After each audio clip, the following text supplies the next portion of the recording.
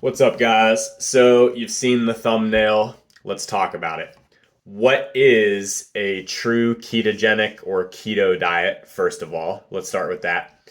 So, a true keto diet is going to be really high fat, 70 to 80% of your daily calories coming from fat. And then it's going to be moderate protein. Again, this is a true keto diet. People modify stuff, but this is like what it would be intended to be. You're looking at moderate protein, 10 to 20% of your total daily calories, and very low carbohydrates, so 5 to 10% of your daily calories coming from carbohydrates. Now, let's switch over to what is a true carnivore diet. And that is essentially just a stricter version of keto where you're going to be doing zero carbohydrates and the entire diet is consisting of just animal products, meat, fish, eggs primarily, and then small amounts of low lactose dairy. So you'll see people, butter being like probably the main source there. And with a carnivore, you're eliminating everything else other than those things I just mentioned. So no fruits, no vegetables, no grains, nuts, seeds, all that stuff is out. Now, the topic of the video, and I'll get to it. Why do people initially love ketogenic diets and carnivore diets? Like, what is the miracle that gets people to really buy into these the first 2 weeks, 3 weeks, month? And why do you hear people so excited about carnivore and keto initially until they don't do it anymore and don't post about it anymore? So the main reason for this is because it's going to be the fastest way for you to drop weight, like scale weight.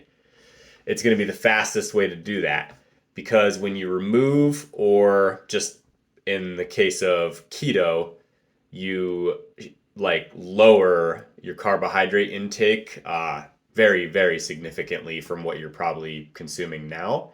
That's going to lower the amount of water that is in your body. So the way that works is, and I'll try to explain it like in simple terms, when you're not consuming carbohydrates, your body's going to burn through your stored glycogen, or carbohydrates, the sugar that you would get from carbohydrates being glycogen in your body. It's going to burn through that when you're no longer consuming it.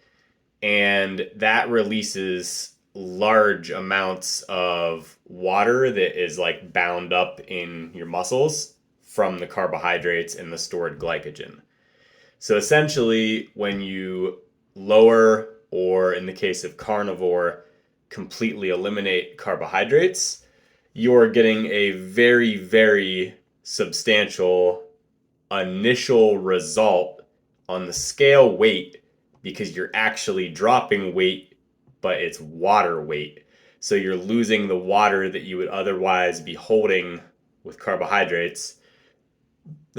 Excuse me. That's why when you eat carbohydrates, you're going to have more of a pump. You're going to be fuller looking. And when you eliminate them, you're going to be flat or less of a pump. So anyways, the rapid weight loss comes from when you're not consuming the carbohydrates, you're using and releasing your stored glycogen, which is taking with it a lot of water out of your body. And as we know, water has weight. Pick up a gallon, jug of water. That's a lot of weight. I don't know the exact number in weight for a gallon jug of water, but you get it. So initially, like within the first couple weeks, you're losing a lot of weight, and you're like, man, the scale is just dropping and dropping and dropping, and it doesn't matter what I do, like it's just going down. So you get super excited. You go, man, this is the best thing ever.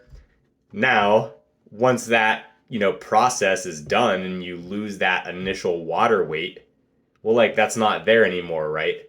So now the like miracle of the whole like experience is kind of gone.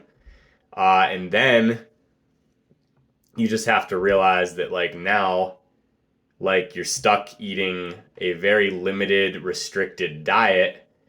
And yeah, it can definitely work. Like, right, it's, calories in, calories out. Like, you can get fat on a keto diet. Like, if you eat too much fat, fat has calories, fat actually having more calories per gram than carbohydrates. So, like, fats, you have 9 calories per 1 gram of fat, where with carbohydrates and protein, you have 4 calories per gram of carbs or per gram of protein. So you can definitely get fat on a ketogenic diet if you're consuming too many calories, and that's, maybe I would say definitely like at least initially harder to do, right? Because your food sources are more limited and when you're not allowed to have a lot of carbs or zero carbs in carnivore's case, you're not going to be eating a lot of like junk food, right? You're not going to be eating cookies, crackers, chips. These have carbohydrates. So initially, it makes life easy. It's like, I'm going to eat these foods, I'm going to eat these foods, and you do get results initially because of that water weight drop. So pretty much no matter what you do, like you could be overeating calories initially and still lose weight because you're losing so much water weight. Now, when that stops, if you continue to overeat calories, even on keto or carnivore, you're not going to lose fat. It's not going to happen. If you continue to overeat them, you're going to continue to gain fat. So it seems incredible at first because you jump on the scale every day for those first couple weeks and you're probably going to be going down, down, down, down, down in weight. And you're going to be like, well, I ate as much steak as I wanted and I ate as many eggs as I wanted and I had, 10 tablespoons of butter on everything I ate. That's great. You lost a bunch of water weight. But now it's still calories in, calories out, and you're stuck only eating, 3 or 4 foods in the case of carnivore. Obviously there's different cuts of steak, different ways to eat beef, ground beef, like there's different ways you can prepare and make things, and there's different types of fish. I get it. But like the group of food you're eating is pretty limited. And with keto, same thing. Like you're eliminating so many carbohydrates. You can have a little bit on keto, but it's, virtually nothing. So it's not going to be easy to stick to. If you're someone who likes it and you can do it, go for it, I guess. But like what I'm getting at is if you're not going to be able to stick with it for longer than a month or two, like what's the point? What are you doing? You're initially losing a bunch of water weight so you can feel good about yourself for a week, 2 weeks, 3 weeks, and not eat a bunch of food that you would otherwise eat and like and enjoy, to then go, I can't do this forever. And you just gain it all back anyways. And isn't, the goal of health and fitness to find something we can sustain long term that we enjoy, but still gets us the results we want? There are also some pretty significant downsides to keto and carnivore diets, as far as the main one, in my opinion, being nutrient deficiencies. So vitamins, specifically like C and E, and magnesium for sure, folate, those are just a few that you're going to most likely have to supplement, like if you plan on doing those diets long term. Short term, like you'd probably be fine. But long term, you're going to have to supplement all of that stuff to get what you need. And I didn't mention fiber. Contrary to popular influencer belief, fiber is pretty good for you. It's pretty important.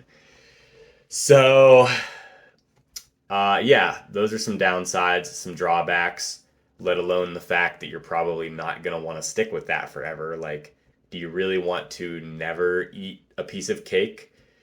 Obviously, we have to be smart here, right? Like if all you eat is cake, you're going to continue to get bigger and bigger and more unhealthy.